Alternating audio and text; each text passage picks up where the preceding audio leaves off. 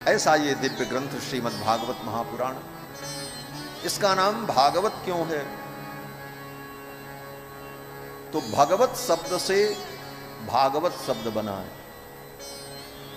भगवत माने भगवान और भागवत माने भगवान के द्वारा जो कहा गया है, भगवान के द्वारा जो ज्ञान दिया गया है, उस ज्ञान का नाम भागवत।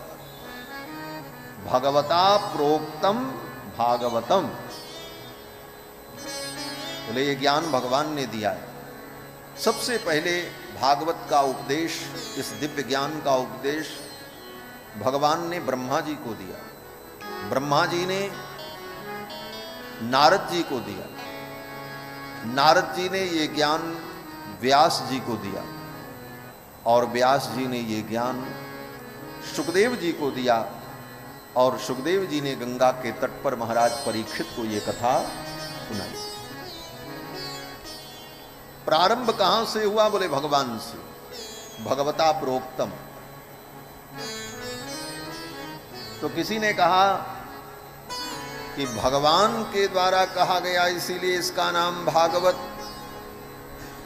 तो बाद में तो फिर ब्रह्मा जी ने कहा, फिर तो नारद जी ने कहा, फिर व्यास जी ने कहा, फिर सुखदेव ने कहा।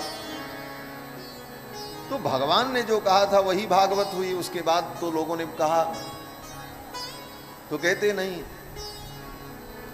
भगवान ने ब्रह्मा को जब बताया तो ब्रह्मा ने जब नारद जी को उपदेश दिया तो ब्रह्मा के हृदय में भगवान ही बैठ करके उपदेश देते। तद्रूपेण च नारदाय मुनये। ब्रह्मा के रूप में भगवान ने ही ये ज्ञान नारद जी को दिया। और फिर जब नारद जी ने वेद व्यास जी को ये ज्ञान दिया, उस समय नारद जी के रूप में भगवान ने ही ये ज्ञान व्यास जी को दिया। और फिर व्यास के रूप में भगवान ने ही ये ज्ञान सुखदेव जी को दिया। और फिर सुखदेव के रूप में भगवान ने ही ये ज्ञान राजा परीक्षित को सुनाया।